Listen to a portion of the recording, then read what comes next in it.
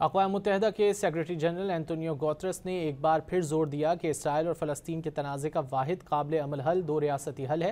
Press conference के दौरान Antonio Guterres ने गज़ा में होने वाली तबाही को अखलाकी, सियासी और कानूनी तौर पर नाकाबिल कबूल करार दिया। The only viable alternative to preserve peace. Without a two-state solution, there will be no peace in the Middle East, and extremism will expand everywhere in the world with consequences that I consider extremely, extremely negative.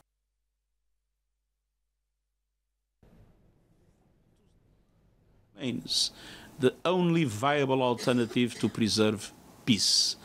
Without a two-state solution, there will be no peace in the Middle East, and extremism will expand everywhere in the world with consequences that I consider extremely, extremely negative.